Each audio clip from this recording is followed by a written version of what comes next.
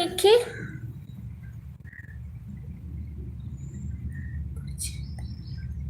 നബിദിനത്തിനെ കുറിച്ച് എന്താണ് പറയാനുള്ളത്? ലുക്മാൻ വ്ളോഗ്സ് ലൈവിലേക്ക് സ്വാഗതം.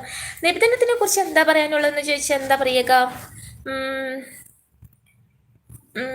എന്താണ് നമ്മുടെ മുത്ത് നബി ജനിച്ച ദിവസം. സോ എല്ലാവർക്കും അത് മധുരം കൊടുത്ത് നമ്മൾ അതിനെ വരവേൽക്കുന്നു, സന്തോഷത്തോടു കൂടി വരവേൽക്കുന്നു.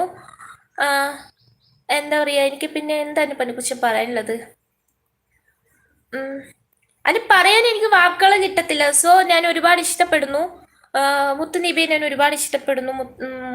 പടച്ചോൻ പറഞ്ഞിട്ടുണ്ട്, നിങ്ങൾ ആദ്യം നബിയെ സ്നേഹിക്കുക എന്നിട്ട് എന്നെ സ്നേഹിക്കുക എന്നാണല്ലോ പടച്ചോൻ പറഞ്ഞിട്ടുള്ളത്. സോ നബിയെ ഞാൻ സ്നേഹിക്കുന്നു, ഒരുപാട് എനിക്കിഷ്ടമാണ്.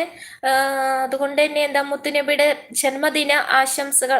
സോ എന്താ പറയുക, അഡ്വാൻസ് നമ്മുടെ മുത്ത് നബിയുടെ ജന്മദിനാശംസകൾ കേട്ടോ.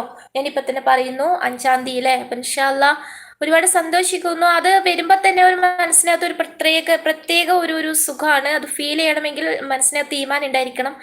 അങ്ങനെയുള്ളവർക്ക് അത് ആ ഒരു സുഖം അനുഭവിക്കാനായിട്ട് സാധിക്കും. എനിക്ക് ആ ഒരു സുഖം എപ്പോഴും അനുഭവിക്കാൻ പറ്റാറുണ്ട്, നോൻപ് സമയമാകുമ്പോൾ, അതുപോലെ നോൻപ് റംലാൻ മാസമാകുമ്പോൾ, അതുപോലെ തന്നെ പെരുന്നാൾ വരുന്ന സമയത്ത്, ഇങ്ങനത്തെ നമ്മുടെ എന്ത് കാര്യങ്ങൾ വരികയാണെങ്കിലും എൻ്റെ മനസ്സിനകത്ത് ഒരു പ്രത്യേക ഒരു സുഖമാണ് എനിക്ക് ഫീൽ ചെയ്യുക.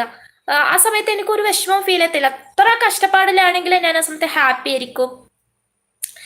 സോ വല്ലാത്തൊരു ഹാപ്പിനെസ് ഫീൽ ചെയ്യും. നല്ല നിമിഷങ്ങൾ, നല്ല ദിവസങ്ങൾ വരുന്ന സമയത്ത് എൻ്റെ ഹൃദയത്തിൽ. സോ അത് ഒരുപാട് ഞാൻ മതത്തിന് ഇഷ്ടപ്പെടുന്നത് അള്ളാഹിനെ ഇഷ്ടപ്പെടുന്നത് കൊണ്ടായിരിക്കാം. ഓക്കെ, എനിക്ക് പറയാൻ വാക്കുകളില്ല. ഞാൻ ഒരുപാട് ഇഷ്ടപ്പെടുന്നു. I love Islam, I love Quran, I love മുത്ത് നബി മുഹമ്മദ് മുസ്തഫ സല്ലല്ലാഹു അലൈഹി വസല്ലം. എനിക്കിഷ്ടാട്ടോ. ഞാൻ മുസ്ലിമായി പിറന്നതിൽ ഞാൻ